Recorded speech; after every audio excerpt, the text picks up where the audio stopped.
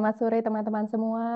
Selamat datang di webinar ketiga, seri ketiga dari European Higher Education Fair atau IHEF Indonesia tahun 2025.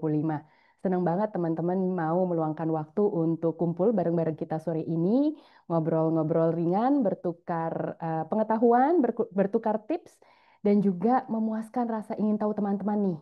Bagi mereka yang kepengen sekali melanjutkan pendidikan tingginya, terutama di Eropa, khususnya di Eropa. Nah, telah hadir bersama kita sore ini ada Kak Nur Rizky Ramadhani, atau akrab dipanggil Kak Kiki, dan Kak Wilbert Jonathan Yauri, atau dipanggil Kak Wilbert sehari-hari ya Kak ya. Keduanya adalah Erasmus Plus Awardee tahun ini, tahun 2025. Karena memang topik kita sore ini adalah mengenai Erasmus Mundus Joint Masters Scholarships. Jadi dua kakak ini beruntung sekali bisa memenangkan program ini, bisa lolos dalam program ini. Dan belum berangkat ya, jadi masih fresh from the oven nih ceritanya nih. Belum berangkat, kalau tidak salah November ya Kak? November atau Oktober ya? November kalau aku tidak salah dua-duanya ya. Kalau aku Betul? Oktober, Kak, Oh, berangkatnya. Oktober lebih Iya. cepat. Kak Aku Kiki juga juga. Oktober. Wow, tinggal 2 bulan lagi kira-kira ya. Mudah-mudahan udah semakin siap. Kita akan ngobrol-ngobrol ringan aja, Kak Wilbert dan Kak Kiki. Banyak nih yang hadir sore ini, senang banget dan kayaknya akan bertambah terus. Aku boleh mulai dari pertanyaan ringan yang pertama. Kak Wilbert dan Kak Kiki, boleh siapa yang jawab duluan? Eh, akan berangkat kemana dan programnya apa? Boleh tahu nggak? Kak Wilbert dulu mungkin. Oh, oke. Kalau Mm-mm. aku akan berangkat ke Portugal dan Prancis untuk program No Risk. Itu Mhm. kayak International Master in Risk Management and Civil Infrastructure. Oke. Dan dia programnya cuma bakal 1 tahun doang. Jadi first semester nanti di Portugal, second semester di Prancis. Gitu. Wah, menarik banget. Nanti aku kembali ke Kak Wilbert ya, karena katanya kemarin sempat lolos 2 program kalau aku tidak Oh salah iya. dengar. Betul ya, nanti kita cerita mengenai itu. Kalau Kak Kiki perginya kemana Kak Kiki dan ambil program studi apa kalau boleh tahu? Aku kebetulan keterima program MARIHE atau Mhm. kepanjangannya adalah Research and Innovation in Higher Education. Jadi Mhm. lebih ke inovasi dan riset di perguruan tinggi. Untuk negaranya, semester pertama aku akan ke Austria, semester 2 Finlandia, untuk semester 3 ada spesialisasi, nanti ada 2 negara Asia seperti India dan Cina. Jadi di 2 bulan pertama semester 3 akan ke India atau Cina, lalu di 2 bulan kedua akan ke 5 negara Eropa seperti Austria, Finlandia, Portugal, Jerman, uh, atau Hungari. Dan untuk semester 4 nanti bisa memilih mau di negara mana, di salah satu negara yang dipilih di semester 3. Wow, luar biasa. Itu semakin mendekati dengan apa, Kak Kiki, dengan tesis atau disertasinya begitu ya. Jadi semakin banyak berkeliling untuk ngambil sampel atau lihat langsung studi di lapangan begitu ya. Maaf kalau aku sok tahu. Tapi luar biasa Kak Kiki, berarti setiap berapa bulan packing gitu ya. Pindah, bawa koper, pindah-pindah gitu ya, Kak? Mungkin lebih banyak packing nanti akan di semester 3 Iya, buat iya. ya, Asia dan Waduh, Asia. kalau saya di semester 3 pindah-pindah gitu pasti saya udah bingung tuh. Pasti ada odol ketinggalan, handuk ketinggalan di negara mana gitu kali ya Kak Kiki. Keren banget. Seru banget pengen denger lebih banyak tentang ceritanya. Nah, kakak-kakak ini tahu program Erasmus Mundus Joint Master Scholarships awalnya dari mana? Kak Kiki dulu mungkin boleh cerita. Mm-mm. Kalau aku dulu karena scholarship hunter, jadi Wow, setelah saya lulus food hunter Kak. Makanya saya nggak dapat scholarship, saya makan melulu. Gimana setelah Kak? lulus S1 saya Mm-mm. ikut acara-acara dari EHF ya, Aha, IHF, termasuk datang ke IHEF ya. IHF. Mhm. Jadi dulu saya pertama kali join waktu Mhm. COVID-19, jadi masih pandemi, jadi online. Mhm. Dan ada beberapa webinar seperti studi in Finland, studi in Mhm. Sweden. Jadi ada beberapa negara mengadakan exhibition uh, Ya. mengenai beberapa beasiswa atau Iya. di beberapa negara di Eropa. Tuh. Jadi seminar webinar kayak sore hari ini juga dulu kakak rajin ikutin ya, Iya, termasuk yang menuju ke IHEF barangkali dan iya, akhirnya iya. siapa yang sangka dulu mencari scholarship sekarang malah jadi narasumbernya nih setelah berhasil memenangkan terus bisa bagi-bagi inspirasi ke yang lainnya. Terima Iya. kasih Kak Kiki, keren banget nanti cerita ya mengenai pengalaman datang ke IHEF dan mungkin tips ke teman-teman. Tapi sebelum itu kalau Kak Wilbert tahu mengenai program ini dari mana? Kalau aku juga kebetulan sama kayak Kak Kiki ya, aku juga scholarship hunter. Jadi kayak Mhm. dari waktu cari apa namanya opportunity buat S1 tuh udah mulai-mulai cari scholarship dan ketemu Erasmus. Nah, sedangkan Aha. Erasmus kan kebetulan hanya untuk master degree ya. Iya. Jadi kemarin waktu setelah lulus S1 ingat kembali kemarin dulu udah sempat nyari-nyari ada Erasmus. Jadi coba search-search lagi di Google, cari-cari informasinya dan kebetulan juga ada kakak tingkat saya di kampus saya yang satu kemarin juga sempat daftar Erasmus kemarin. Jadi ya coba-coba aja cari apa namanya programnya di katalognya, coba-coba daftar, syukurnya keterima, jadi sekarang bakal pergi ke Eropa buat belajar Erasmus. Ih, keren banget. Oke, ini sebenarnya mungkin paruh terakhir itu kita akan dapat banyak banget pertanyaan dari teman-teman audiens yang ikut hari ini. Tapi sebelumnya, Kak Wilbert dan Kak Kiki bisa cerita lebih dalam nggak mengenai Erasmus Mundus Joint Master Scholarship? Kalau tidak salah, kakak berdua udah siapkan sedikit bahan. Boleh kita go through dari situ, jelaskan ke teman-teman dengan bahasa yang sederhana, supaya mereka yang berminat bisa ikut bisa dapat tips step-stepnya gitu kali ya Kak ya. Nanti juga saya ingin mengulik Kak Wilbert mengenai gimana caranya sih bisa dapat dua gitu loh. Itu kan juga nggak gampang ya. Dan kalau nggak salah Kak Kiki juga ini bukan percobaan pertama. Kalau nggak salah ini udah percobaan yang kedua gitu. Ya silakan Kak, saya serahkan layarnya ke kakak-kakak. Monggo teman-teman mudah-mudahan bisa mengikuti dengan baik ya.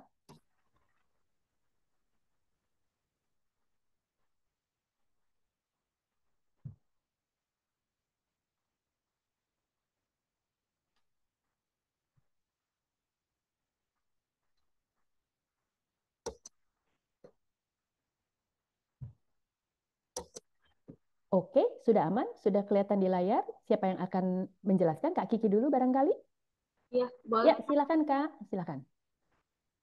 Eh, Selamat sore semuanya. Jadi eh, ini beberapa materi dari aku dan Wilbert mengenai Erasmus Plus. Eh, untuk eh, terlebih spesialnya lagi Erasmus Mundus Joint Masters Degree. Mungkin bisa next, Kak. Ya.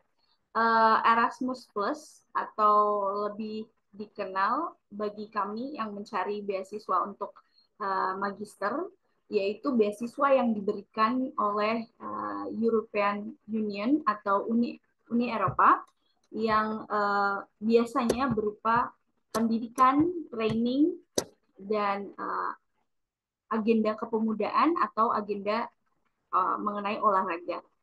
Biasanya Erasmus Plus funding atau beasiswa Erasmus Mundus ini uh, digunakan untuk mahasiswa-mahasiswa S1 atau mungkin mahasiswa untuk exchange ya, staff exchange atau student exchange untuk berkesempatan untuk kuliah atau belajar di beberapa negara di Eropa. Ini slide-nya dalam bahasa Inggris, tapi kami mencoba menjelaskan dalam bahasa Indonesia. Mungkin bisa diklik next, Kak. Terima kasih. Ya, uh, jika teman-teman bisa lihat di share screen kami, di slide kami, ada beberapa informasi atau terminologi uh, tipe-tipe atau contoh Erasmus program seperti Erasmus Mundus Joint Masters Degree yang akan kita bahas lebih rinci dan lebih detail hari ini, dan juga ada International Credit Mobility untuk student exchange atau staff exchange, ada juga Erasmus Mundus Design Measures, Capability Building in Higher Education, dan juga ada Jean Monnet Actions. Tapi mungkin hari ini kita akan khusus membahas mengenai Erasmus Mundus Joint Master Degree Scholarship. Mungkin bisa di next slide, Kak. Ya, lagi. Next slide. Oke, apa itu Erasmus Mundus Joint Master Degree atau lebih dikenal EMGM atau Erasmus Mundus Scholarship? Ini adalah beasiswa yang diberikan oleh konsortium yang berisikan minimal 2 atau 3 universitas di beberapa negara di Eropa. Tapi sebenarnya setelah saya lihat-lihat di beberapa program, tidak hanya di Eropa saja, ada yang di UK, ada juga beberapa program seperti program saya, ada yang di India atau di Cina. Jadi sebenarnya main konsortiumnya itu adalah beberapa universitas atau negara Eropa, namun mereka juga bekerja sama dengan negara-negara di Asia dan juga UK. Lalu jika teman-teman bisa lihat ada link untuk EMJM katalog, mungkin nanti kita bisa share atau teman-teman bisa lihat di slide selanjutnya untuk contoh mata kuliah atau courses-nya atau program studi biasanya related to science ya, IT, mungkin teman-teman ada yang di bidang teknologi ya, apalagi sekarang lagi banyak-banyaknya program studi di Erasmus yang related sama artificial intelligence atau sustainability ya, politik, ekonomi dan sosial. Mungkin teman-teman juga tertarik dengan arts, misalnya teman-teman latar belakangnya penari, ada juga program Erasmus Mundus untuk penari misalnya. Ada juga literatur, hospitality, dan banyak juga contoh program yang lainnya. Untuk mobility dan study period di Erasmus ada 1-2 tahun, untuk EMGM biasanya 2 tahun, tapi untuk kredit mobility biasanya transfer kredit seperti 1 semester misalkan di Italia, di Portugal, atau di negara Eropa lainnya. Mungkin next slide bisa dipresentasikan oleh Gilbert. Iya, untuk berikutnya ini ada kayak contoh dari IMGM katalognya seperti yang Kak Kiki tadi udah bilang ya. Jadi kalau waktu kita pencet linknya yang tadi itu kita bakal dibawa ke link di mana kita bakal tunjukin ke semua program yang disediain oleh IMGM. Nah itu ada banyak topik, jadi kita bisa milih juga ada keywordnya, ada juga country-nya. Kayak soalnya ada beberapa orang kan yang pengen mungkin oh aku pengennya belajarnya di Prancis doang, Prancis, fokusnya di Prancis gitu kan. Jadi bisa nyari ke Prancis, atau ada yang duration-nya mau yang 1 tahun, ada yang mau 2 tahun juga boleh. Atau ada yang mau fokus ke university-nya juga pengen ke university yang apa namanya, yang namanya mungkin lebih bagus, taunya misalnya ada ETH Zurich atau apa gitu, pengen langsung ke itu tuh dia bisa langsung di filter. Semuanya ada lengkap di sini.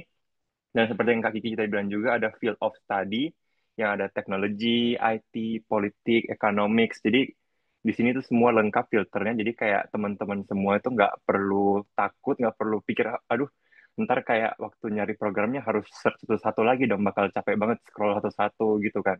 Sebenarnya nggak perlu, soalnya di sini udah lengkap banget filternya, dan semua penjelasan di masing-masing linknya itu ntar bakal sangat jelas. Dan kebetulan juga di IMGM ini mereka bakal waktu kalian pencet linknya ini mereka bakal bawa kita ke website program tersebut. Jadi nanti di program tersebut tuh lagi nanti bakal ada kayak penjelasan masing-masing tentang objektif programnya, program strukturnya apa aja, kurikulumnya, partner university-nya dan lain-lain gitu. Terus boleh lanjut Kak? Nah, untuk berikutnya ini kayak full scholarship grant IMGM-nya. Seperti yang teman-teman tahu, IMGM itu terkenal juga dengan full scholarship-nya. Ya, makanya kita sangat banyak peminatnya dari seluruh dunia, termasuk dari kita Indonesia juga ya. Dan apa aja nih yang mencakup di full scholarship-nya? Nah, yang paling utama tuh ada 2. Pertama ada tuition fee, 9.000 euro sampai 18.000 euro. Nah, ini kenapa ada sampai 18.000 euro? Ini tergantung dengan durasi program kalian nanti. Kalau misalnya kayak aku nanti kan aku program 1 tahun doang, jadi kayak tuition fee-nya yang di cover ya 9.000 euro. Kalau Kak Kiki nanti kan 2 tahun, jadi anggapannya dia bakal nge-cover 2 tahun tuition fee yang bakal menjadi 18.000 euro begitu. Dan untuk sekarang juga living allowance-nya itu yang bakal seperti kayak dianggap kayak biaya hidup kita ya. itu kita bakal dikirimin 1.400 euro per bulan. Nah, ini tuh ntar kita bakal dianggap kita udah bisa ngatur sendiri kayak travel kita ntar ke sana gimana, tempat tinggal, akomodasi ntar, makan-makan, misalnya jalan-jalan atau mau ditabung, itu semuanya kita ngatur sendiri. Jadi pokoknya dari European Union nanti bakal transfer ke kita waktu kita udah sampai ke Eropanya sana, lalu kita tinggal ngatur ngatur sendiri keuangan kita mau gimana gitu. Dan juga sebenarnya ada satu lagi, aku kurang tahu kalau ini sebenarnya untuk semua program IMGM atau kebetulan program aku doang kemarin, soalnya kemarin waktu aku daftar visa, ternyata visa kita juga di cover sama IMGM. Nggak tahu Kak Kiki juga ya. Berarti harusnya untuk semua program IMGM ya Kak ya? Iya, eh, Iya. sepertinya itu Hmm. lebih ke antar embassy. Jadi ada beberapa embassy Hmm. yang menggratiskan visa untuk beasiswa penerima beasiswa Erasmus Mundus. Iya, soalnya kemarin waktu aku ke visa tempat apply visanya, kakaknya ngomong kayak, oh kemarin banyak juga kayak orang-orang yang daftar visa buat Erasmus, dan mereka nggak tahu kalau visanya gratis gitu. Jadi mungkin semuanya tergantung ke masing-masing negaranya juga gitu. Oke Kak, boleh lanjut. Nah, ini ada beberapa benefit dari IMGM, dari scholarship di IMGM ini. Seperti yang tadi Kak Kiki udah ngomong juga, pertama itu kita bakal belajar di setidaknya dua kampus yang berbeda, di dua negara yang berbeda, dan bukan hanya di Eropa, bisa juga di luar Eropa seperti India, Cina, dan juga kita, nah ini yang paling paling penting dan paling gongnya nih, yang warna kuning nih, kita bisa graduate with dual degree atau joint degree, yang mana itu mungkin agak susah dicari dan mungkin agak susah dapetnya ya. Dan melalui IMGM ini kita ntar lulusnya udah mendapatkan dual degree atau joint degree tergantung programnya masing-masing. Begitu. Terus juga ada learn new languages. Jadi kan kita ntar bakal pergi ke Europe nih dan nggak semua negara di Europe itu akan bisa berbahasa Inggris. Misalnya kalau aku nanti, aku sendiri bakal pergi ke Portugal dan Prancis kan ya. Nah, di masing-masing negara itu meskipun kita belajarnya bahasa Inggris, tapi kita tetap di-push sama dari programnya dan sekolahnya untuk bisa belajar juga bahasa Portugis atau bahasa Perancis. Kalau enggak, kita gimana bisa survive di kehidupan sehari-harinya gitu kan katanya. Jadi dengan adanya ini kita tuh di-push buat belajar bahasa baru yang mana akan membantu kita juga nanti buat cari pekerjaan setelah lulus. Soalnya kan di Eropa itu juga salah satu requirement cari kerjanya itu kalau kita bisa berbahasa lokalnya, itu bisa jadi nilai plus poin banget kalau kita mau cari pengalaman bentar di Eropa sebelum balik ke Indonesia nantinya. Dan juga ya bisa travel around Europe itu udah pasti ya. Apalagi anak-anak yang kayak yang dapat Erasmus Plus buat exchange juga itu pasti bakal jalan-jalan travel keliling Europe, bisa pergi ke mana Iceland atau mana bisa pergi lihat aurora jalan-jalan mumpung di Eropa gitu kan. Itu salah satu keuntungan IMGM tentunya. Terus yang terakhir nih, salah satu yang tidak kalah pentingnya, increase interpersonal skills. Jadi kayak kita kan ntar kalau kita terima IMGM, kita bakal pergi jauh banget nih dari rumah, jauh dari Indonesia. Nah, di situ kita bakal ditantang nih untuk gimana cara kita bisa hidup sendiri, bisa hidup mandiri, bisa ngatur keuangan sendiri, ngatur gimana kita harus kapan pergi belajar, kapan pergi travel, kapan harus belajar bahasa, dan lain-lain semua. Jadi melalui program ini kita bisa bakal belajar banyak hal yang bisa meningkatkan kualitas diri kita gitu. Oke, boleh next lagi Kak. Nah, ini ada application steps-nya, jadi kayak langkah-langkah untuk daftar Erasmus secara general ya. Seperti tadi yang kita udah ngomong kan ada banyak program ini. Di MJM tuh programnya ada banyak banget. Nah, jadi ntar di apa namanya di katalognya itu ntar kita dibawa ke website program masing-masing dan itu ntar ada kayak steps yang secara spesifik untuk masing-masing programnya. Nah, di sini aku sama Kak Kiki udah siapin secara general doang. Jadi application-nya itu open-nya bakal di sekitar bulan Oktober dan Desember. Nah, ini harusnya udah 2 bulan lagi ya. Jadi kayak mungkin udah waktu yang tepat buat teman-teman sekalian buat buat mulai persiapan dokumen nih. Nanti di slide-slide berikutnya kita bakal bahas lagi dokumen-dokumen apa yang perlu disiapin. Nah, setelah itu ntar dia ada selection proses di sekitar bulan Desember sampai Februari, habis itu ada approval from European Commission di Belgium, dan biasa rata-rata announcement dari hasilnya itu resultnya di bulan Mei. Dan kembali lagi ini semua tergantung ke program masing-masing. Kalau aku kemarin yang di program Noris ini, aku dapat pengumumannya itu di bulan Maret. Jadi dia cepet banget ya. Dia bisa lebih cepat 2 bulan. Soalnya dia emang lebih gercep aja memang admission tim dari Norrisnya sendiri. Ya, tergantung ke program masing-masing lagi. Kalau Kak Kiki mungkin kemarin bulan Mei juga ya pengumumannya atau gimana Kak? Aku pengumuman programku bulan Februari pas hari Oh, Valentine. lebih cepat lagi. Iya, Oh, iya, iya. Jadi semua tergantung ke program masing-masing ya Kak emangnya. iya, benar. Iya, dan departure-nya ya tergantung juga program masing-masing, tergantung program kalian mulainya kapan nih. Kalau aku kan kemarin mulainya Oktober, jadi September akhir tuh udah mulai berangkat ke sana. Terus kalau Kak Kiki kemarin ntar kapan berangkatnya Kak? Aku akan berangkat Oktober ini juga. Hmm. Iya, Iya, jadi semua tergantung ke program masing-masing. Ntar dari kalau kalian udah keterima, ntar bakal dikontak juga sama dari apa? Dari admission team programnya gitu, kayak dari komitinya mereka kayak kamu kapan harus siapin visanya, kapan nyari akomodasinya, dan kapan berangkatnya gitu yang paling oke kapan berangkatnya gitu. Oke, boleh lanjut Kak. Nah, ini example-nya mungkin bisa dijelasin. Yang pertama bisa jelasin sama Kak Kiki dulu ya. oke. Ya, thank you Wilbert. Untuk example atau contoh dari program aku, seperti yang sudah aku jelaskan sebelumnya mengenai research and innovation in higher education. Jadi, kenapa aku mendaftar program ini? Karena aku berangkat dari pekerjaanku sebelumnya, yaitu dosen di perguruan tinggi. Jadi, aku rasa program studi ini cocok buat pengajar, guru, dosen, atau even staff di perguruan tinggi karena riset dan inovasinya lebih ke perguruan tinggi seperti mungkin overload of work atau misalkan staff management atau institutional research, riset mengenai perguruan tinggi. Mungkin kalau teman-teman tertarik, MARIHE atau Research and Innovation in Higher Education ini tepat untuk teman-teman buat daftar. Nah, untuk mobility pathway-nya atau track mobility-nya di semester pertama aku akan kuliah di Austria, di Krems, dan semester kedua akan kuliah di Finlandia. Untuk semester ketiga, 6 bulan akan dibagi per 2 bulan kita akan mengikuti spesialisasi di Asia, 2 bulan selanjutnya di Eropa, dan 2 bulan atau 8 minggu sisanya kita akan ikut magang di beberapa institusi yang bekerja sama dengan program Marihe ini. Seperti di Belanda, di Inggris, di Belgium, dan beberapa negara atau institusi lainnya yang bekerja sama dengan programku. Untuk semester keempat, ini dianjurkan untuk memilih satu negara dan universitas yang sudah kita pilih di semester 3 kita. Misalkan aku pilih untuk studi di India dan juga di Portugal.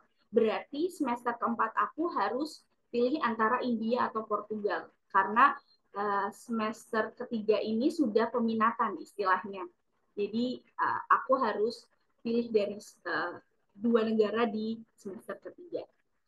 Mungkin bisa lanjut, Kak? Ya, ini beberapa spesialisasi atau istilahnya track ya untuk tiap negara atau institusi mereka itu spesialisasinya di bidang apa. Contohnya di semester pertama di Austria ini spesialisasinya adalah riset mengenai institution atau perguruan tinggi. Jadi nanti pembelajarannya lebih ke apa sajakah riset atau pendidikan comparative education di perguruan tinggi di Eropa. Lalu untuk semester kedua, aku akan berkuliah di Tampere University, yang mana ini di Finlandia. Nah, untuk spesialisasinya adalah Research Management and Digital Transformation. Jadi, lebih ke manajemen riset dan transformasi digital. Nah, untuk semester 3, karena ada beberapa spesialisasi, di beberapa univ mereka punya spesialisasi atau peminatan masing-masing. Misalnya kalau aku mau pilih di Jerman, oh berarti aku spesialisasi dan tesis aku mungkin lebih ke kepemimpinan dan manajemen. Tapi kalau misalnya aku mau ke Portugal, berarti aku lebih ke policy analysis. Misalnya aku mau bikin kebijakan tentang pendidikan seperti itu, aku pilihnya di Portugal. Teman-teman bisa juga lihat spesialisasi lain seperti di Hungary we have ada learning dan teaching ya, learning and teaching ya. Lalu di BNU atau Beijing National University kita ada educational planning. Terus kalau di India kita ada sustainable education and entrepreneurship. Jadi di tiap negara punya spesialisasi atau peminatan masing-masing. Mungkin bisa lanjut, Kak. Nah, mungkin teman-teman udah pada istilahnya kayak penasaran nih, apa sih persyaratannya yang dibutuhkan untuk beasiswa EMJM ini. Karena ini adalah beasiswa untuk S2, jadi minimal syarat yang sudah teman-teman miliki adalah diploma atau ijazah S1 ya, dan juga transkrip nilai pada saat berkuliah di studi S1 ya. Kalau dilihat dari first step atau step pertama ada application form, jadi form aplikasi untuk scholarship holder. Dan yang kedua ada paspor ya. Buat traveling otomatis kita pakainya paspor. Dan yang menarik adalah kurikulum vitae atau CV atau resume itu tidak menggunakan general CV, tapi teman-teman harus craft your own Europa CV. Jadi di Erasmus Mundus Joint Master jenis CV yang digunakan adalah Europass format. Terus ada seperti yang tadi nomor 4 dan 5 ini ijazah S1 dan juga transkrip nilai. Dan selanjutnya adalah sertifikat berbahasa Inggris. Misalnya teman-teman sudah punya IELTS dan overall score-nya udah dapat 7 dan minimum skor tiap bandnya misalnya 6,5 atau 6, saya rasa cukup untuk program studi ini, Marhe ini. Tapi untuk program studi yang lain, mungkin Wilbert atau program studi teman-teman award di tahun ini, ada beberapa juga yang meminta setiap band skill, misalnya writing, itu misalkan minimal 6,5. Tapi rata-rata overall bandnya bisa 7, it's okay. Gitu. Jadi tiap program punya standar sertifikat bahasa Inggrisnya itu harus berapa bandnya. Lalu ada recommendation letter, ya surat rekomendasi bisa dari supervisor, bisa dari misalkan supervisor atau advisor skripsi teman-teman atau supervisor di tempat kerja. Lalu ada essay, jadi biasanya essay ini ada beberapa pertanyaan dalam essay, lalu kita jawab ya dengan minimum misalnya berapa ribu kata. Terus ada juga motivation letter, ya biasanya ini berbeda dengan essay, tipe pertanyaan atau beberapa hal yang harus dijelaskan. Mungkin kalau di programku letter of motivation itu kenapa kita mau daftar program ini dan kenapa juga we are a perfect candidate, suitable candidate ya, kita kandidat yang cocok untuk program studi ini.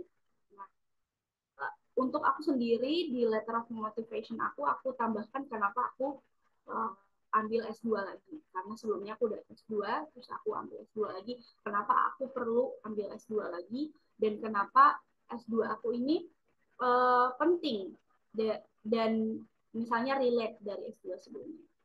Lalu di step kedua, setelah aku lolos di tahap pertama dan di email oleh programnya untuk mengirimkan berkas kedua, berkas selanjutnya yaitu video. Jadi kalau di program aku, kita harus record 2 menit gitu, menyampaikan motivation kita lagi.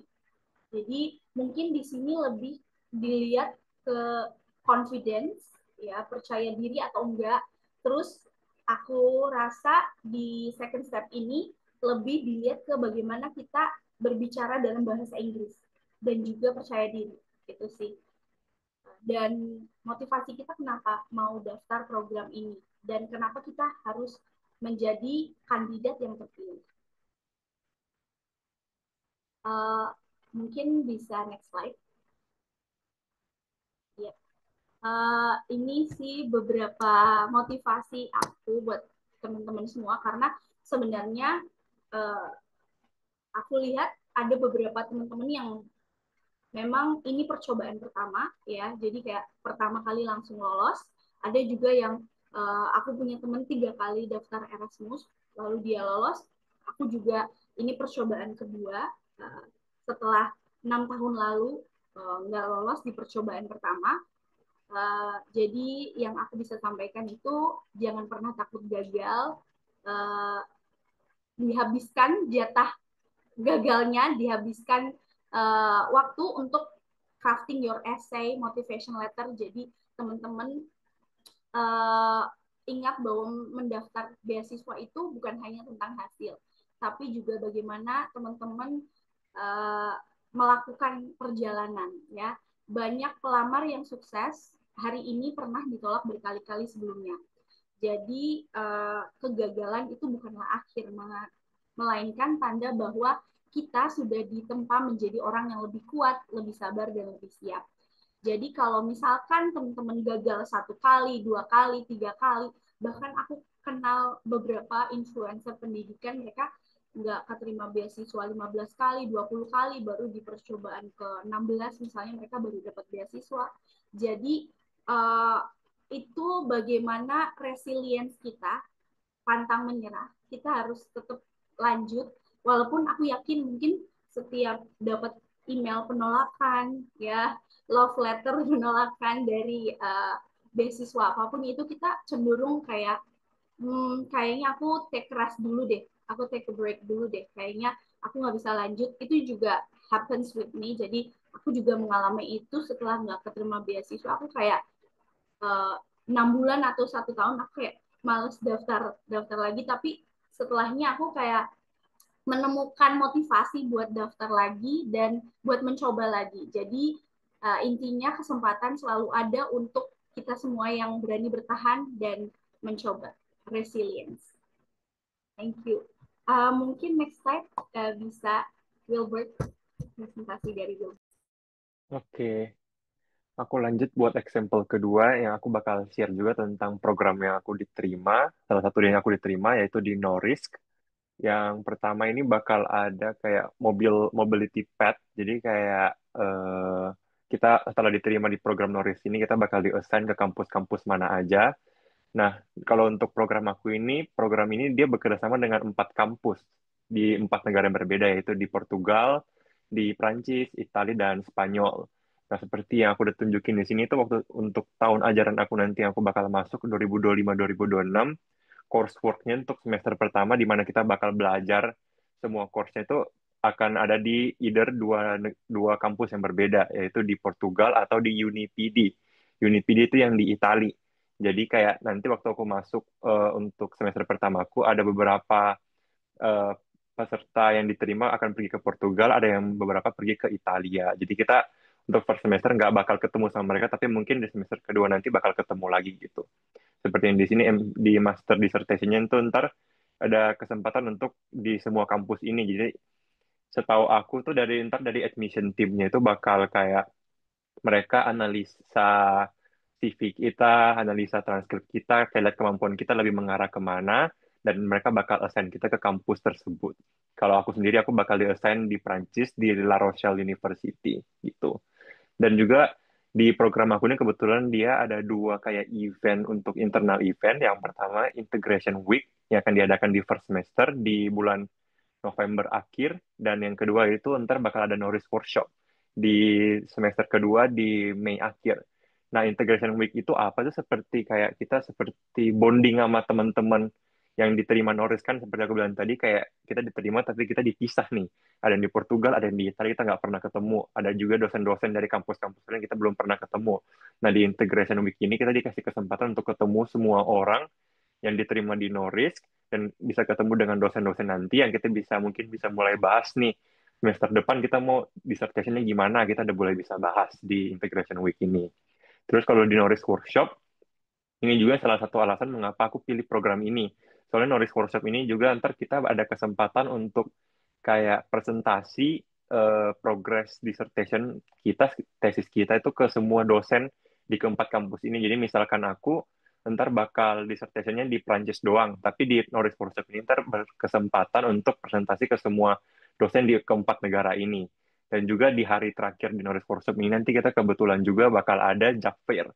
Nah, di mana job fair-nya ini bakal banyak kampus-kampus dari negara lain, bukan cuma di Eropa doang, di Asia, di Amerika, di Afrika, Australia itu banyak banget kampus-kampus yang bakal datang.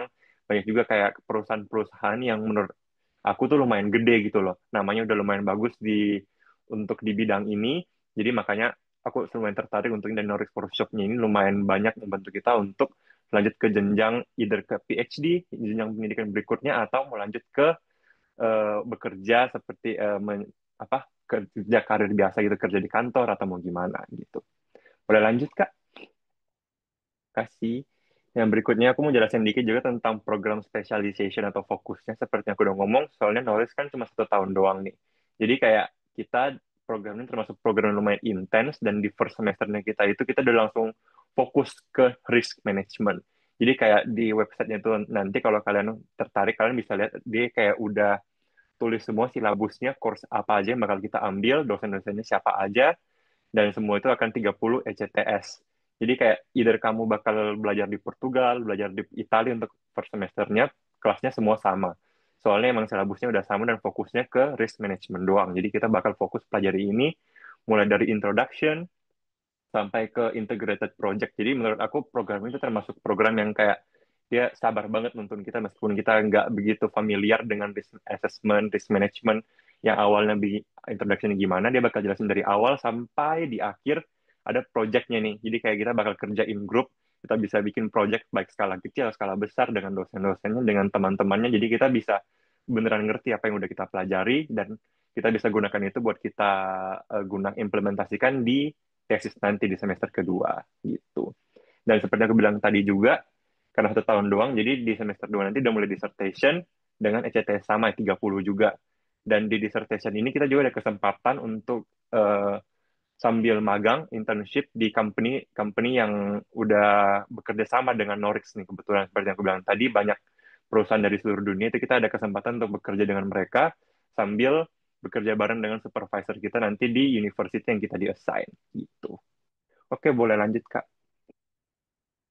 Nah, ini requirements-nya beberapa, mungkin kebetulan hampir semuanya sama kayak Kak Kiki ya. Cuma mungkin aku bisa tegaskan sendiri lagi di sini.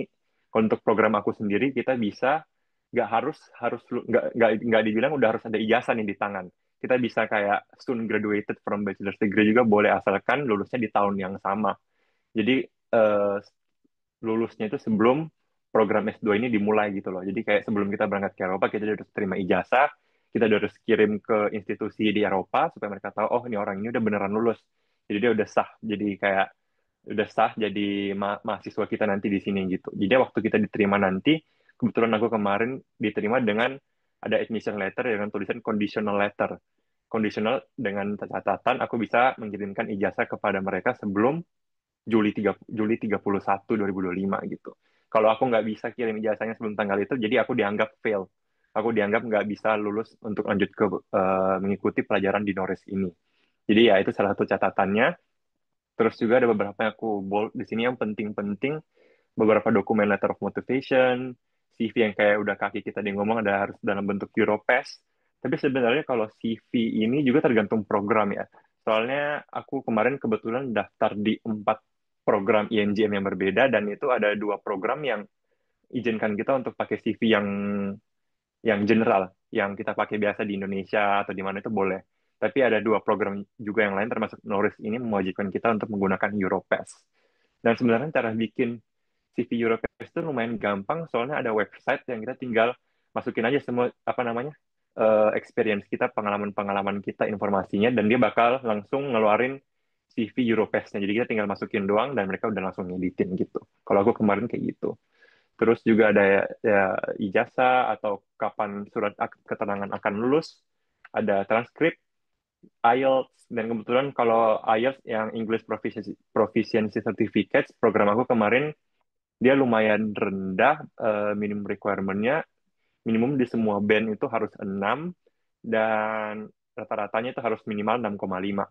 Jadi kalau misalkan teman-teman eh, ada yang mungkin nggak terlalu yakin, nggak sampai 7 atau gimana, tenang, 6,5 masih aman kok kalau di sini gitu. Terus juga menurut aku salah satu yang lumayan penting itu recommendation letter sih, seperti yang kaki kita ngomong, dari supervisor atau dari mentor kalian di tempat kerja atau dari supervisor skripsi, research, dan lain-lain.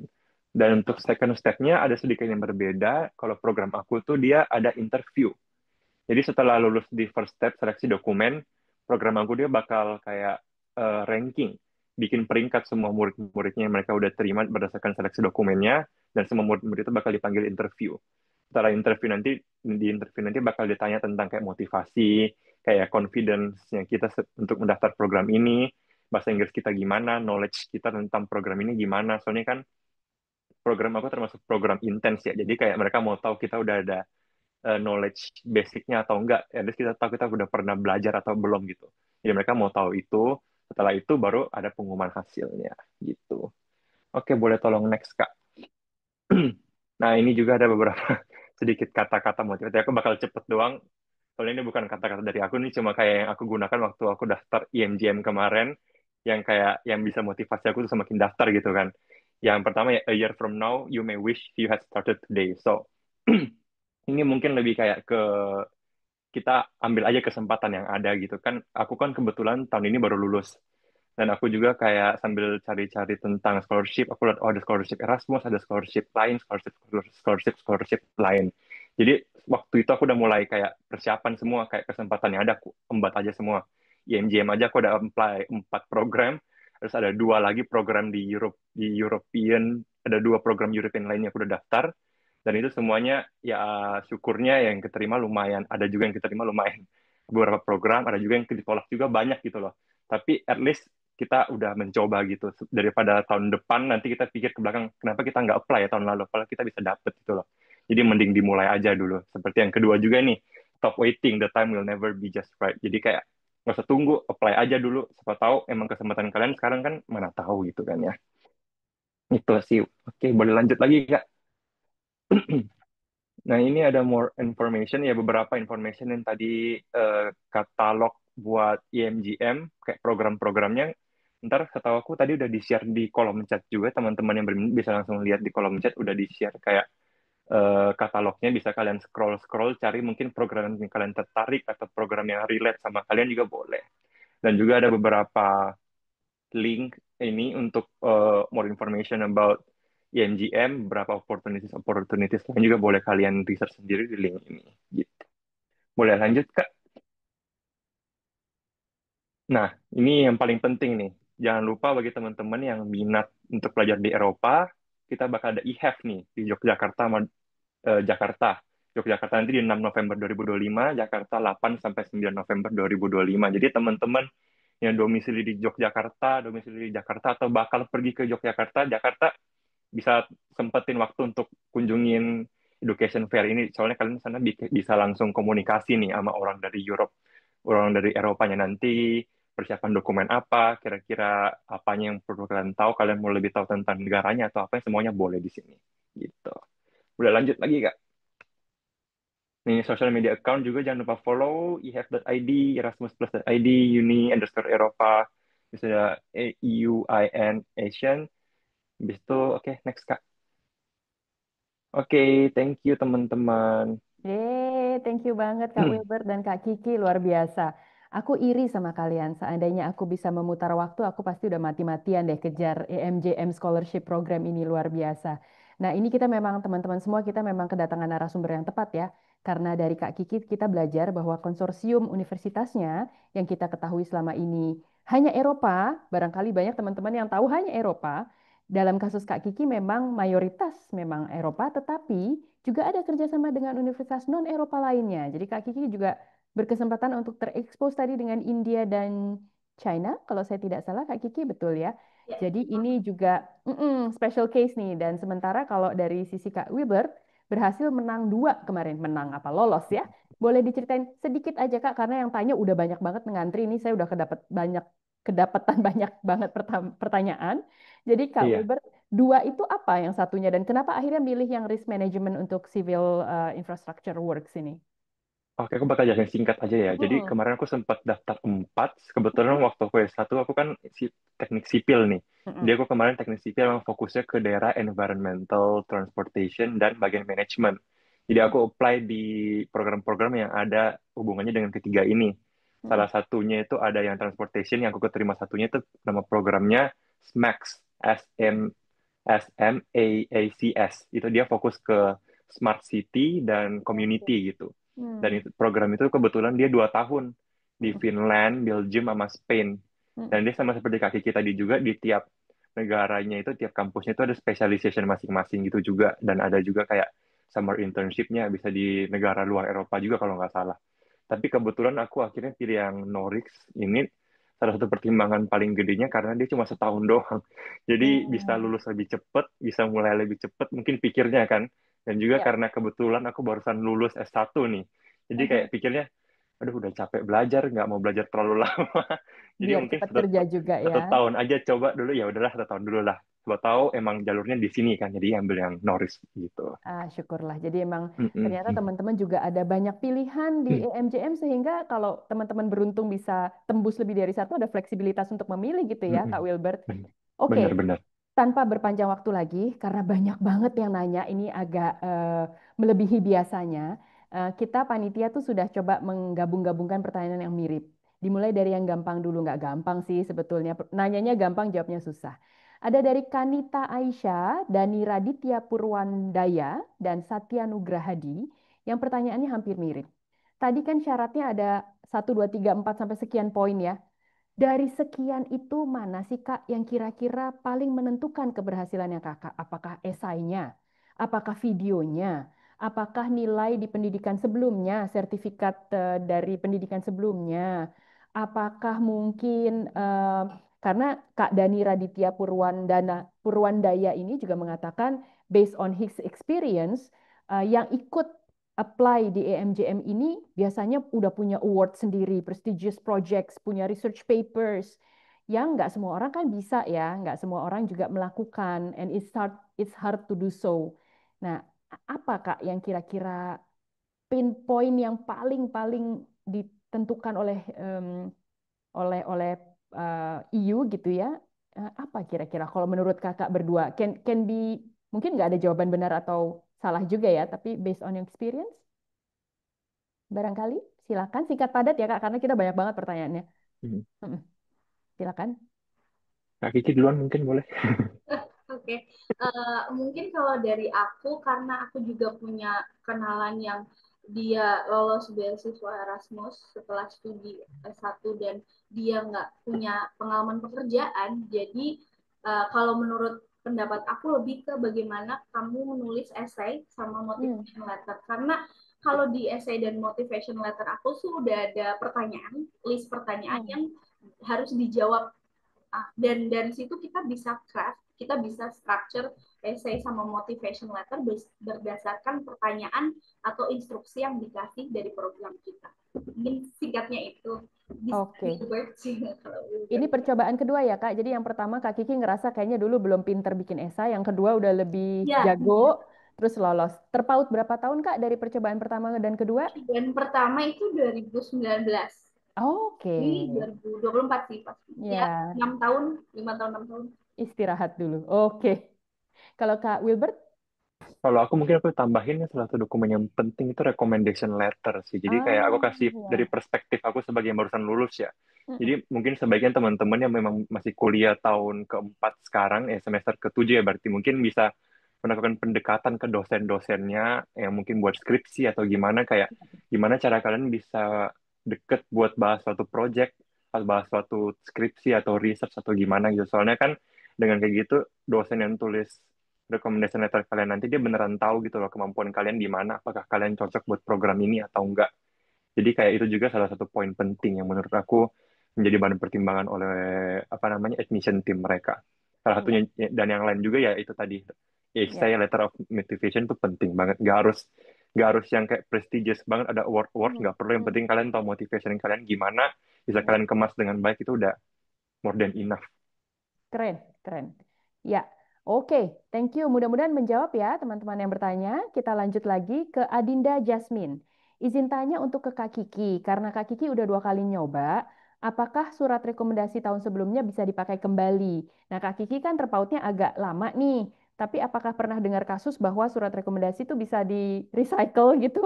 Karena susah mungkin kan dapat endorsement? Mungkin ada Iya, yang bisa jawab? Mm-mm. untuk surat rekomendasi sebisa mungkin nggak menggunakan surat rekomendasi yang pernah digunakan sebelumnya ya. Jadi Oke. direvisi Mhm. uh, dan juga kalau aku kan sebenarnya program yang aku keterima sekarang itu aku Mm-mm. kan program-program yang aku apply 6 tahun lalu. Jadi benar-benar beda. Mm-mm. Jadi kita harus bisa crafting recommendation letter dan harus revisi berdasarkan pengalaman pekerjaan atau misalnya kalau teman-teman ikut online course atau dapat sertifikasi itu kan harus juga dimasukkan dalam esai ya. Mm-mm. Jadi ya harus menggunakan recommendation yang berbeda Mhm, di tiap mhm. program yang didaftar, even tiap beasiswa beda. Iya sih, iya sih. Dan semakin fresh, semakin baik ya. Berarti kan kelihatan kita juga berkembang. Jadi bukan endorser yang lama-lama lagi. Oke, sebetulnya Adinda Jasmine bertanya 2 pertanyaan, tapi mungkin saya skip dulu yang satunya. Nanti kalau ada sisa waktu kita kembali lagi supaya adil. Pertanyaan berikutnya dari Flora Libra. Nah, Flora Libra ini pasti zodiaknya bukan Aquarius lah ya, sudah tentu. Oke, dia bertanya, kadang kan ada yang minta harus bisa bahasa negara tujuan itu. Nah, kalau misalnya aku nggak bisa bahasanya, nekat aja apply apa gimana, Kak? Kayaknya sih cuek aja apply ya. Kan teman-teman juga nggak bisa Portugal dan Spanish ya kan?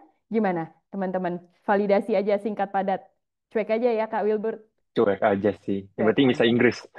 Ya, Inggris sebagai bahasa utama ya. Nanti mungkin akan Bener, didorong untuk course atau paling tidak percakapan sehari-hari that can help you bener, buy food or drinks gitu aja cukup. Uh, bener, bener. Ya, Mungkin boleh izin menambahkan Kak. boleh Kak Kiki silakan. Jadi aku pernah tertarik kalau nggak salah nama programnya MLEX. Itu buat Lex Hmm? kan kayak bikin kamus gitu. Mm-mm. Ternyata programnya itu ada dua sertifikat bahasa yang harus kamu submit. Ah, Jerman sama bahasa Inggris.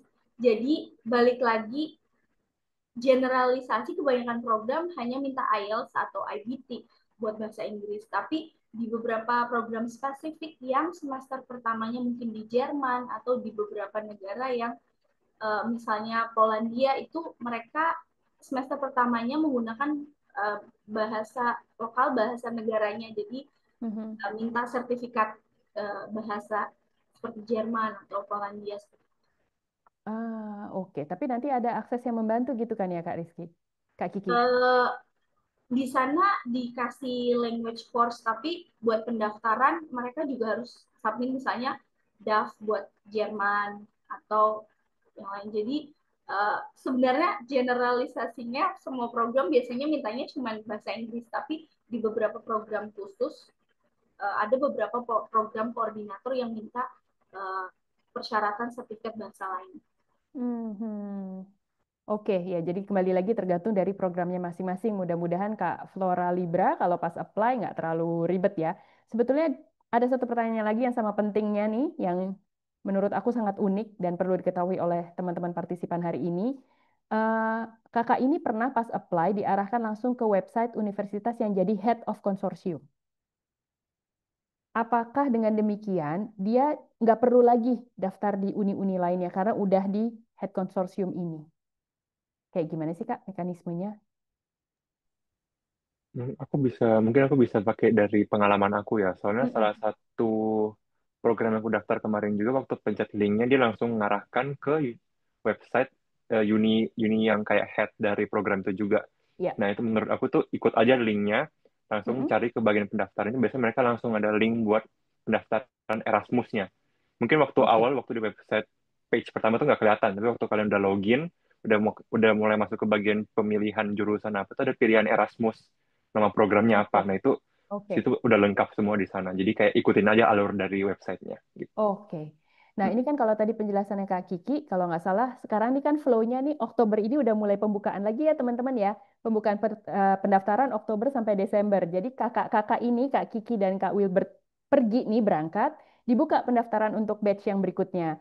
Jadi mendingan teman-teman upayakan coba dari sekarang dan datang ke IHEF tanggal 6 atau 8 dan 9 kalau perlu bawa laptopnya karena ada booth Erasmus di sana, ada kakak-kakak alumni yang bisa bantuin juga siapa tahu kakak-kakak mau daftar langsung kan. Supaya kemudian udah ngikutin seleksinya tuh sampai pengumuman di Maret April enso tadi ya. Jadi memang cycle yang pas nih saat ini. Jadi jangan ketinggalan pas udah dibuka Oktober besok, Oktober sampai Desember. Oke, thank you Kak. Kita lanjut lagi ke pertanyaan berikutnya. Dari Kakak Muhammad Waliudin Zuhdi. Apakah ada keharusan untuk pulang ke Indonesia atau bisa melanjutkan untuk kerja di Eropa? Nah, ini mungkin juga beda negara, beda kebijakan ya. Kak Kiki dulu mungkin gantian. Setahu aku beasiswa Erasmus ini tidak ada kewajiban untuk kontribusi atau balik ke Mm-mm. negara kita tercinta, negara Indonesia. Mm-mm. Tapi kalau kebanyakan, soalnya teman-teman aku ada beberapa teman yang sudah lulus Erasmus di tahun-tahun sebelumnya dan kebanyakan dari mereka sekarang kerja di Eropa Mm. daripada pulang ke Indonesia. Tapi kalau ada juga beberapa teman-teman yang sudah punya settle job di Indonesia, jadi memilih untuk pulang dan berkontribusi untuk Indonesia itu juga nggak apa-apa. Cuman setahu aku dari beasiswa Erasmus itu tidak ada wajib kontribusi balik ke Indonesia. Mungkin Wilbert bisa menambahkan. Tahu aku juga iya nggak wajib balik Indonesia, cuma tergantung ntar waktu kalian lulus negara terakhir kalian tuh di mana dan tergantung juga kebijakan mereka visa kalian tuh gimana. Kalau mereka nggak mau kasih kasih visa ya mau nggak mau harus pulang berarti sebelum Ya, dideportasi ya. ya. Kalau mereka mau kasih visa ya mungkin bisa kalian gunakan visanya buat cari kerja dulu atau mau langsung beli semua tergantung keputusan kalian gitu. Iya, jadi tidak mengikat ya, tidak ada yang mengharuskan kembali ke Indonesia karena ini adalah program yang terpisah dari program wajib di Indonesia begitu ya. Tapi Hmm. juga tidak ada yang menahan harus ada di sana untuk memberikan kontribusi ke Eropa. Jadi sangat-sangat fleksibel dan tergantung kepada rezeki masing-masing kira-kira gitu ya. Nah, mudah-mudahan ini sudah menjawab pertanyaan dari Muhammad Waliudin Zuhdi dan William Canaka dan Rahmadi A. Prakoso. Jadi ada 3 orang juga yang bertanya hal yang sama. Oke, kita lanjut lagi. Hmm, oke, sebentar. Maaf, agak balik sedikit ke persoalan bahasa tadi, Kak Kiki dan Kak Wilbert. Dari Hedwig Tiara Svayambu dan Risha Duyanti Pratiwi. Apakah ada fasilitas kelas bahasa lokal? Tadi mungkin bisa ditegaskan sedikit lagi, Kak Kiki. Lalu apakah akan di-cover juga dalam scholarship? Kalau harus les lebih dahulu atau ambil side course atau apa? Silahkan, mungkin Kak Kiki tahu sesuatu? Mm-mm. Kalau dari programku itu nggak ada, setahu aku tidak Mm-mm. ada free language course yang disediakan, tapi memang di sana nanti dari program koordinatornya mungkin di beberapa negara, di beberapa program mereka menyediakan free language course atau mungkin itu akan terbiasa saat komunikasi di kelas dan mungkin dari universitas yang bekerja sama mungkin mengadakan language course gratis tapi sejauh ini aku belum dapat informasi mengenai language course di negara-negara tertentu tapi mungkin nanti kalau sudah orientasi akan diberitahukan apakah ada nanti free language course. Tapi terakhir aku sudah ada free departure dengan teman-teman satu angkatan. Jadi mereka bilang mungkin di Finlandia atau di negara lain kita bisa mengikuti free language course yang diadakan oleh UNIF-nya tanpa bersangkutan dengan Erasmus Mundus. Jadi kita yang cari-cari sendiri. Mhm. Mhm. Kak Wilbert mungkin mau menambahkan jika punya knowledge juga mengenai hal ini? Hmm, aku nggak ada yang nggak ada sih Kak. Sepertinya benar kata Kak Kiki. Soalnya dari saya yang kemarin daftar-daftar 4 program juga nggak ada yang benar-benar tulis kayak dapat pre-language course atau gimana gitu, nggak ada. Semuanya emang ada ditanyakan, ada satu program yang menanyakan kayak kalian tertarik belajar bahasa apa nih, Spanish, French atau apa atau Portugis atau apa, tapi mereka nggak ada tulis kalau bakal ada kelas tambahan yang gratis atau gimana, itu nggak ada. Jadi mungkin tunggu orientationnya atau bisa email langsung ke programnya, mungkin lebih jelas jawabannya mungkin. Ya, ya, ya. Pasti ada Hmm. jalan ya untuk apa Hmm, ngejar itu di sana. Entah mungkin ada kelompok benar. belajar atau belajar dari teman lokal setempat dan lain-lain. Oke. Lanjut lagi. Ini masih banyak banget yang penasaran nih Kak soal esai-esaian. Kayaknya ini menjadi satu momok yang besar nih bagi mereka-mereka yang mau nyoba dari Tria Edriana, Esa Suli Asoka, dan Agung Bagus Setiawan. Caranya nonjolin esai dan CV itu gimana sih Kak? Tadi sebetulnya tadi sudah dibahas sih. Tapi ada nggak spesifik tips misalnya strukturnya kah? Atau lebih memperlihatkan cita-cita di masa depan?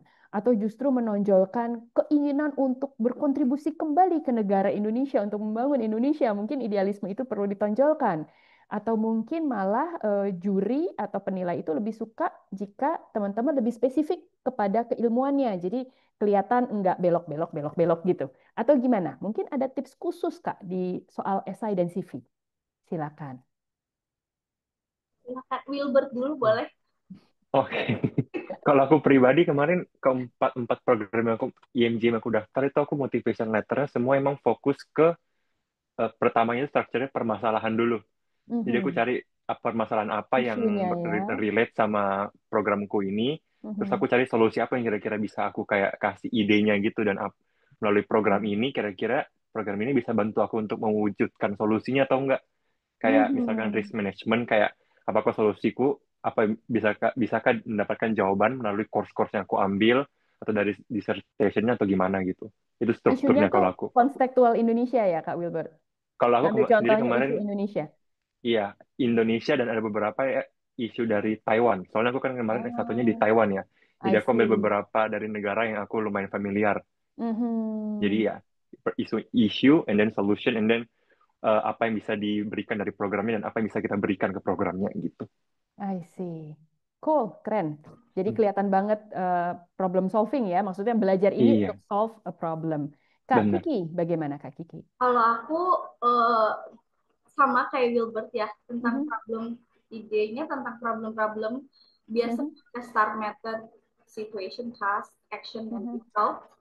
Cuman Mhm. bedanya karena aku ngajar di perguruan tinggi di Thailand pada saat itu, jadi motivation letter aku dan essay aku lebih ke problem di institusi aku mengajar itu daripada di Indonesia.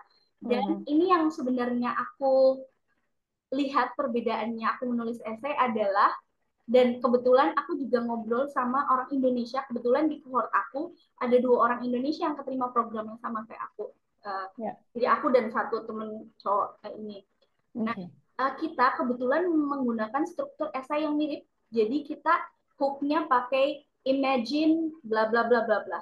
Ah, Terus nanti di ending kita kayak referring back to the hook gitu loh. Jadi kayak imagine something happen, atau jadi mulai dari kata have you ever imagine atau imagine gitu. Jadi kalau terjadi ini, terus dengan kita meningkatkan kapasitas diri, kita bisa bantu solusi tersebut gitu. Kurang lebih mirip ya iya, niatnya dengan apa namanya cara merefleksikan niat kita belajar dan hasilnya nanti digunakan seperti apa, seperti Kak Wilbert. Oke, kalau tadi soal esainya, sekarang ada yang nanya Gary Hernandez dari BPK Kalbar. Wah, oke, Mas Gary nanya, Kak Gary nanya, sebaliknya common mistakes apa yang sering dilihat oleh teman-teman aplikan yang membuat mereka jadi gagal. Apakah misalnya pas interview nggak pede, atau pas apply submission papersnya kemepetan banget, terlalu mepet sama deadline, atau misalnya apa ya formasi dari program yang di-apply dengan apa apa ya tujuan negara yang mereka incer itu agak maksa misalnya atau apa? I don't know, mungkin ada common mistakes yang teman-teman dengar juga dari sesama aplikan yang gagal atau Kak Kiki mungkin tahu juga karena pengalaman gagal kemarin selain dari esai ya. Apakah ada common mistakes lain yang bisa dihindari oleh teman-teman partisipan kita?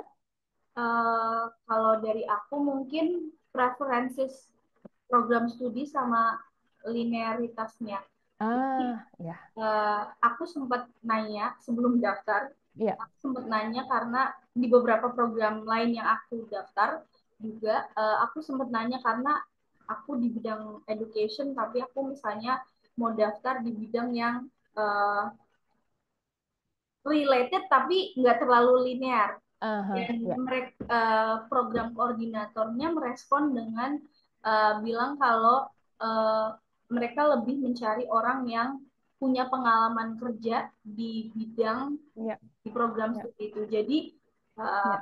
kayak secara nggak langsung mereka bilang mungkin kamu bisa daftar di program lain yang lebih Iya, sesuai gitu. Jadi kalau iya. misalnya di situ udah ditulis kalau Bachelor of ini dan working experience yang ini, lebih baik kita mendaftar ke program lain yang kira-kira lebih suitable dan related. Very good answer, Kak Kiki. Kak Wilbert mungkin punya pandangan lain. Aku setuju sama Kak Gigi, soalnya kemarin aku sempat juga mengalami ini, dan aku udah daftar lebih parah. Makanya kemarin aku ada satu program yang ditolak, dan setelah aku menelusuri lebih jauh, dan memang ternyata karena salah satu program tentang environmental, dan dia Mhm. lebih ditujukan untuk orang-orang yang ada background environmental engineering. Jadi nggak teknik sipil boleh, cuma harus ambil beberapa kelas yang kayak sesuai dengan yang mereka udah pengen apa yang udah mereka haruskan gitu, dan aku belum ambil. Jadi kayak seleksi dokumen awal Oke, aku udah gagal. Jadi kalau dari aku sendiri oke. mungkin rekomendasinya dari teman-teman waktu daftar itu mungkin bisa lihat juga kayak bukan cuma bachelor apa sebelumnya, tapi juga kayak lihat ada list kelas-kelas yang udah harus diambil tuh apa aja gitu. Soalnya beberapa program mereka benar-benar detail banget. Kayak misalnya harus ambil kelas fisik atau apa-apa gitu. Mereka beneran tulis nama kelasnya apa gitu. Dan kalau kalian emang Wow. nggak yakin, emang ya, yang beli kaki kita tadi lebih bagus kalau bisa kalian email ke koordinatornya buat pastiin kalian bisa daftar atau nggak, daripada kalian buang-buang waktu, buang-buang tenaga Ya, ya, buat ya, persiapan ya. dokumen mungkin bisa gitu. Karena kalau tidak terlalu linear juga nanti yang baca sebetulnya mau jadi apa nih gitu ya ke depannya ya maunya berkontribusi di bidang apa mungkin agak buat kali ya. Oke. Ya, Kak Kiki masih aman bisa mendengar saya dengan baik? Kak Kiki? Kita Kak, cuman agak terputus-putus. Iya, dari Kak Sarinya kayaknya mungkin internetnya sekarang lagi kurang bagus ya.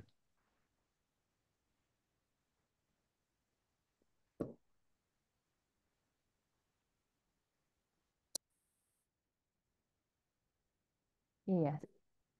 Sudah lancar kembali? Masih aman? Aku nge-freeze? Videonya nge-freeze Kak, tapi suaranya tadi masuk sih. Suaranya Oke, terdengar. oke, saya Ah, lanjutkan saja. Oke, saya lanjutkan saja. Kalau saya buka kamera, aman, lancar? Ah, ya, aman. syukurlah. Ya, kadang-kadang suka naik turun. Oke, baik. Oke, sudah cukup jelas teman-teman. Mudah-mudahan ya. Lanjut lagi. Ini banyak loh pertanyaannya. Sabar ya teman-teman. Mudah-mudahan terjawab semuanya dan jangan pergi dulu sebelum selesai karena masih banyak informasi yang bisa kita gali. Oke, Kakak Panitia, saya sekarang ambil pertanyaan yang mengenai finance barangkali. Gimana? Oke. Oke, ini ada 3 pertanyaan. Kaitannya sih seputar finansial. Mudah-mudahan Kak Kiki dan Kak Wilbert bisa jawab, tapi kalau tidak nanti saya minta bantuan kakak-kakak panitia untuk bertanya juga kepada pihak EU dan bisa dijawab melalui chat box ya. Kira-kira berapa sih Kak biaya yang perlu disiapkan? Mulai dari daftar sampai berangkat. Apakah ada yang harus ditalangin dulu gitu sebelum misalnya beasiswanya cair atau tersalurkan kepada eh, apa kepada institusi sekolah atau apa gitu yang diperlukan gitu ya.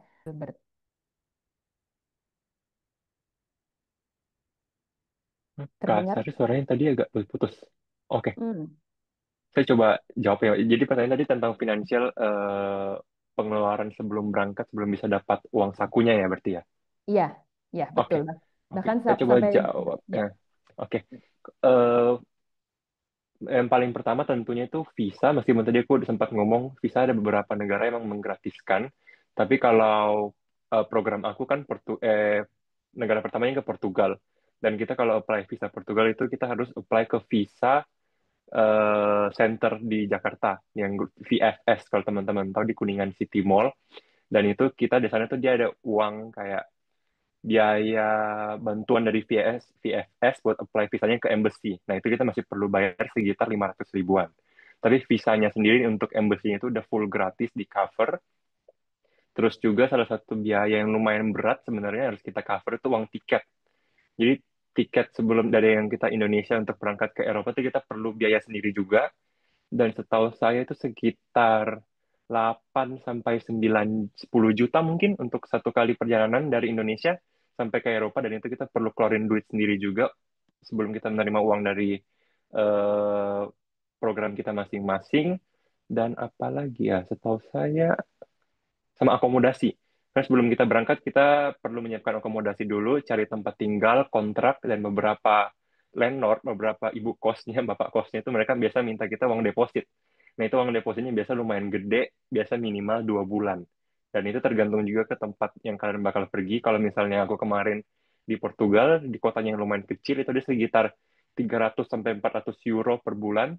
Jadi kita perlu menyiapkan sekitar ya 600 sampai 800 euro untuk transfer sebagai deposit kalau kita bakal tinggal di akomodasi itu. Jadi itu berarti sekitar 10 juta ya berarti. Iya, tergantung ke negara masing-masing juga sih sebenarnya.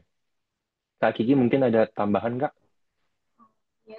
Kalau dari aku sendiri, sebelum mendaftar, pengeluaran pertama adalah IELTS, tes IELTS. Itu mungkin sekitar 3 juta. Aku nggak tahu, kurang tahu kalau di Indonesia ya. Hampir sama, pasti mungkin sekitar range 3 juta atau misalnya sampai 3 juta 200 sekian. Lalu setelah sudah dinyatakan keterima, pengeluaran pertama aku kedua setelah IELTS itu adalah resident permit. Mungkin di beberapa negara hanya diminta visa, tapi karena aku semester pertama akan di Austria, jadi untuk visa memang gratis dari embassy, tapi untuk resident permit itu kalau nggak salah aku bayar sekitar 2.500.000 untuk pendaftaran resident permit di Austria. Untuk visa gratis, mungkin sama kayak Wilbert. Lalu yang selanjutnya adalah tiket ya. Tiket sama harganya sekitar 8 sampai 10 juta. Dan kebetulan landlord aku di Austria nggak minta deposit. Jadi dan aku bayar akomodasinya nanti kalau aku udah sampai. Jadi landlord aku cukup baik karena dia bilang kayak, oh kamu bisa bayar nanti aja kalau kamu udah datang, udah sampai dan kamu udah namanya udah dapat uang beasiswanya. Jadi aku tinggal kasih kunci ke kamu dan kita bisa ngobrolin soal pembayaran itu nanti. Kebetulan dapat landlord yang cukup baik dan yang aku tahu rata-rata memang teman-temanku di negara lain landlordnya minta deposit, tapi untuk landlord di tempat aku dia nggak minta, jadi dia hanya minta ya kayak per bulan misalnya 300 sampai 400 euro buat itu. Tapi biaya lain yaitu living cost. Jadi karena akan uang beasiswa itu kalau di program aku bisa saja dikasih akhir Oktober atau awal November. Jadi kita harus kira-kira membawa misalkan 1.000 atau 2.000 euro buat living cost sebulan di sana sebelum dapat beasiswanya. Itu dari program aku. Tapi kalau program lain ada juga yang udah dikasih uang beasiswa di bulan Agustus. Jadi kayak dikasih di awal dan nanti di bulan-bulan selanjutnya dikurangin gitu. Jadi tergantung program koordinatornya baik atau tidak. Ya, again tergantung program yang dipilih. Tapi basically sebaiknya menyiapkan pre-finance ya, kurang lebih gitu ya, supaya memang aman dan memang harus dioperate dulu dari Indonesia. Nah, mudah-mudahan pertanyaan tadi menjawab Isfara Safitri, Gina Fahira Febrianti, dan Muhammad Aidil Azlan dari Universitas Andalas. Tapi ada satu pertanyaan penting lagi dari Gina. Semisal tuition fee dari universitas tersebut melebihi cap yang diberikan, apakah ada yang perlu dibayarkan oleh individu, oleh student? Kira-kira begitu. Kayaknya enggak ya. Harusnya semuanya sudah tercover ya. Nggak mungkin ada kesalahan gap perhitungan karena semuanya sudah masuk di dalam program EMJM. Benar nggak Kak Wilbert dan Kak Riz? Iya, Kak Kiki? kebetulan memang program EMJM itu dia nge-cover full, jadi either itu bakal lebih atau enggak tuh udah pasti full, kalian nggak perlu takut lagi, kecuali kalian diterima di program Erasmus ini tapi tidak dapat beasiswa. Itu juga ada case yang lain lagi. Nah, itu kalian perlu bayar tergantung dengan program kalian masing-masing, atau mungkin kalian dapat partial scholarship, mungkin kalian masih harus bayar setengahnya lagi, itu juga ada kemungkinan. Tapi kalau misalnya udah dapat IMGM full scholarship tapi masih disuruh bayar, menurut aku tuh seharusnya tidak mungkin sih, seharusnya ya. Melegakan ya jawabannya.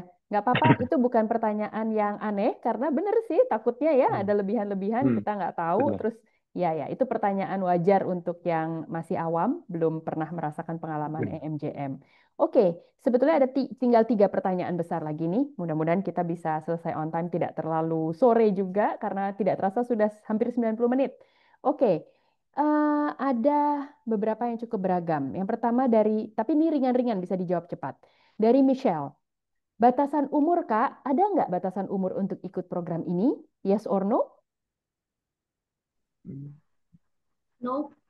No, No ya, ya. I don't think so. Iya, Hmm. kemarin saya juga pas acara briefing ya Kak Kiki, kayaknya ada yang cukup sudah mature juga ya, sudah berkarir Ya, panjang dan ya, ikut ya. MJM. Betul. Oke, jadi bisa tuh Kak Michelle silahkan mendaftar sampai sekuatnya, usia berapapun. Kemudian Kak Muhammad Waliudin Zuhdi, ini mungkin orang yang sama tadi sudah pernah nanya yang lain. Apakah ada batasan bisa berapa program yang kita daftar? Nah, Kak Wilbert, Kalau ada? ini aku kemarin sempat melakukan juga research beberapa di internet, kayak Hmm? kira-kira harus berapa. Aku beragam sebenarnya hasilnya. Ada orang yang bilang 5, ada orang yang bilang 4 aja itu udah maksimal, nggak boleh terlalu banyak. Dan juga ada beberapa, aku lihat beberapa program juga emang ada di Q&A-nya nih. Mereka Mhm. ada tulis how many scholarship, how many EMGM I can apply. Beberapa program emang kayak mereka pengen kamu cuma daftar program itu doang. Ada beberapa program juga yang kayak ngomong kalian bisa bebas sebanyaknya selama itu masih relate, nggak apa-apa gitu. Jadi semuanya juga sebenarnya kembali lagi ke program kalian, apakah Mhm. mereka mengizinkan atau tidak gitu. Tapi kalau normal-normalnya mungkin 4 sampai 5 itu udah maksimal, jangan terlalu banyak sih menurut aku. Soalnya kan nanti prosesnya juga bakal dibawa ke pusatnya juga yang di Belgium tadi itu. Di Dan Brussels. kalau mereka lihat juga kamu daftar ke banyak program, apalagi kalau programnya beda-beda nih. Berarti ntar dilihat kayak kalian minatnya itu kayak terpencar-pencar. Nggak bisa fokus ke Betul. ini doang. Berarti kalian pengennya apa, kayak nggak tahu gitu kan, motivasinya kurang. Itu mungkin bisa jadi nilai kurang dari aplikasi kalian gitu kalau Iya, dari iya, aku. iya. Jadi ambisinya juga tetap harus terarah ya, Kak. Lagian kan apply Bener, banyak juga butuh konsentrasi, ngelengkapin semua bener, adminnya itu nggak gampang. Oke, bener. lanjut lagi, sedikit lagi. Dari eh, dari Faris, it's Faris. Sebetulnya ini udah kita jawab tadi. How long it takes sampai ke pengumuman daftar tahun ini berangkat September tahun depan ya. Kurang lebih iya ya, jawabannya betul ya.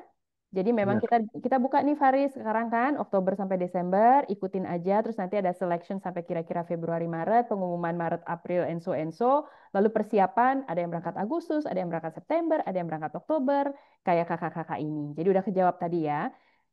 Kemudian ada Amanda Aurelia yang bertanya, eh, ada satu lagi tadi di atas yang bertanya mirip, kakak-kakak mungkin udah pernah hunting scholarship lain juga selain Erasmus atau yang em, negara lain, negara anggota Uni Eropa lainnya yang mengeluarkan mungkin pernah di-apply atau di luar sama sekali dari lingkup Eropa. Nah, kenapa tapi akhirnya kakak persu Erasmus banget gitu? Erasmus Mundus MJM ini. Boleh tahu alasannya, Kak? Apakah karena daya tarik pindah-pindah negaranya atau karena justru fleksibilitasnya atau gimana? Silakan. Kalau dari aku sendiri, aku kemarin sempat apply juga program beasiswa lain di Eropa juga, namanya EIT. Mhm. Aku jadi terima, tapi kebetulan program Dari itu dia negara apa tuh, Kak? EIT itu dia sama sebenarnya mirip sama kayak Erasmus, Kak. Jadi dia bisa Oke. pindah-pindah negara juga. Satu Oke. program itu 2 tahun bisa Sip. 2 negara. Dan Oke. tapi dia masalahnya itu dia scholarship-nya yang paling tinggi udah paling gedenya itu nggak nge-cover semua. Mhm. Dan juga biaya bulanannya nggak sebanyak Erasmus. Makanya Mhm. akhirnya aku pilih yang Erasmus. Soalnya Ah, dia oke. biaya bulanannya itu, uang bulanannya itu bisa 800 euro doang. Sedangkan Erasmus kan bisa dapat 1.400 ya. Jadi aku Mhm. lebih pilih Erasmus IMGM ini akhirnya. Kalau dari aku gitu. Mhm. Setelah meneliti ini masih lebih Mm-mm. beneficial ya. Kak Kiki Iya mungkin benar. ada tambahan? Kalau Atau aku kebetulan daftar beasiswa lain, contohnya beasiswa Chevening buat studi di UK, tapi Inggris? eh, nggak keterima. Cuman sebenarnya apa namanya, karena ini S2 kedua aku memang motivasi mendaftar beasiswa Erasmus karena menurut aku program-programnya menarik ya. Jadi kayak kombinasi beberapa program studi digabungin jadi satu program studi yang kayak unik aja buat aku dan berbeda. Kalau dulu aku masternya kan Master of Education, misalnya English Education atau kurikulum. Kalau ini kan kayak mereka bikin program studi sendiri dari beberapa program yang linear, terus mereka bikin nama singkatan gitu. Jadi kayak lucu, unik gitu buat aku gitu. eh, Gini aku tertarik dan bonusnya traveling di beberapa negara di of Eropa. course, of Gitu. course. Oke, Kakak Panitia, aku minta maaf nih ada satu yang tercecer, satu pertanyaan tercecer sebelum aku closing ke jawaban yang dibantu oleh EU Delegation ya. Dari Fuji Kurnia Handayani, saya nggak tahu apakah kakak-kakak bisa menjawab juga. Fuji ini pernah mendengar bahwa untuk program yang berhubungan dengan biodiversity itu nggak perlu visa. Apa benar?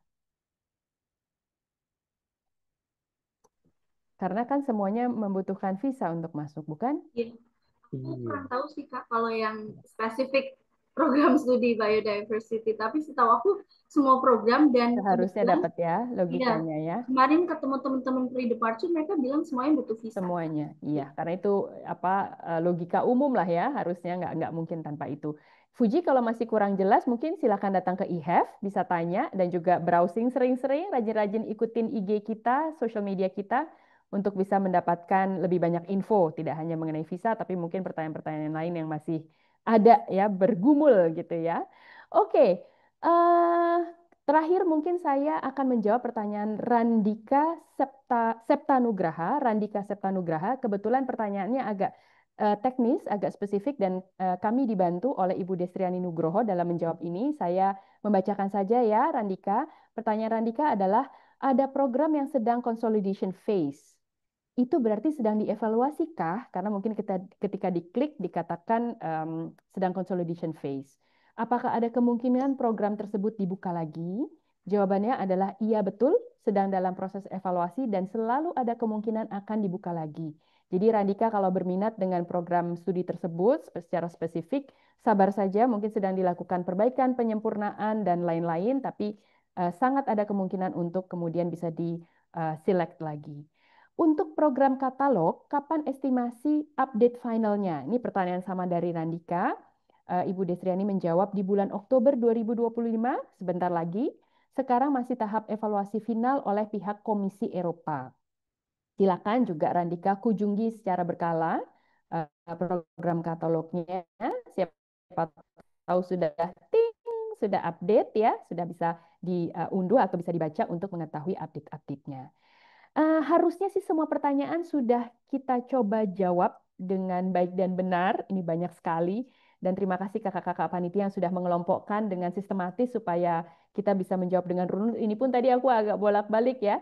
Tapi thank you banget. Dan untuk teman-teman partisipan, bertahan sedikit karena ada pengumuman 3 penanya yang beruntung, dianggap 3 penanya yang terbaik atau terunik gitu ya, akan mendapatkan merchandise dari EU dan bisa diambil di booth Erasmus di IHEF Jakarta atau Jogfirmasi. Mudah-mudahan 3 nama ini domisilinya tidak terlalu jauh dari Jakarta dan tidak terlalu jauh dari Yogyakarta atau berniat terbang ke 2 kota untuk mengunjungi pamerannya dua-duanya dan mengambil merchandise.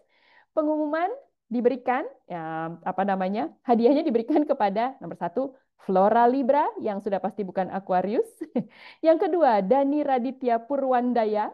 Dan yang ketiga, Amanda Aurelia. Aku ulang. Yang pertama, Flora Libra. Dani Raditya Purwandaya. dan Amanda Aurelia. Yeay, tepuk tangan dong teman-teman. Tepuk tangan virtual juga nggak apa-apa loh. Selamat sekali lagi. Silakan nanti dikunjungi booth Erasmus di IHEF di Jakarta dan Yogyakarta. Saya tegaskan sekali lagi, European Higher Education Fair akan diselenggarakan di Yogyakarta 6 November 2025, tepatnya di Gelanggang Inovasi dan Kreativitas di GIK di Kompleks Universitas Gadjah Mada Yogyakarta UGM. Kemudian untuk di Jakarta tanggal 8 dan 9 November di Catur Dharma Hall, Menara Astra, kebetulan satu gedung dengan kantor delegasi Uni Eropa. Jadi please come, please come. Dan selama kita menunggu penyelenggaraan IHEF, kami sangat mengencourage teman-teman untuk rajin-rajin visit websitenya IHEF, yaitu virtual.ihef.id. Kemudian ada 3 Instagram utama yang perlu sering-sering dicek. Yang pertama @ihef.id, kemudian @uni_eropa. Nanti kakak panitia bisa ketik di chatbox ya. Dan juga @erasmusplus.id tentunya. Dan juga katalog Erasmus tadi sudah sempat di chat juga kalau tidak salah di chatbox. Di Erasmus katalog dibuat dalam bentuk Bitly. Itu juga silahkan sering-sering diklik, dicek, dan supaya teman-teman bisa mendapatkan informasi lebih lanjut. Rasanya sudah sampai di penghujung waktu, kita sudah hampir 90 menit. Terima kasih banyak teman-teman semua atas nama Panitia European Higher Education Fair. Saya Sari Sugondo dari European Union Indonesia Cooperation Facility. Mohon maaf malah lupa memperkenalkan diri di awal tadi. Mengucapkan banyak terima kasih sekali lagi untuk semua teman-teman partisipan yang bersedia meluangkan waktu dan stay sampai pukul 17.30 sore ini. Terima kasih banyak untuk Kak Kiki dan Kak Wilbert. Kami ucapkan sukses untuk perjalanannya dan studinya. Jangan lupa packingnya, jangan ketinggalan. Luar biasa, siapkan fisik, mental, pikiran, konsentrasi untuk ready to start dan pindah-pindah negara. Mudah-mudahan cita-citanya tercapai, bisa kembali ke tanah air dengan selamat, berkarir dengan baik, bisa kontribusi balik ke Indonesia, dan seterusnya. Terima kasih banyak teman-teman semua. Sampai jumpa di webinar seri IHEF berikutnya di hari Jumat depan, pukul 16. Kami undur diri, pamit. Selamat sore, sampai ketemu lagi. Bye-bye.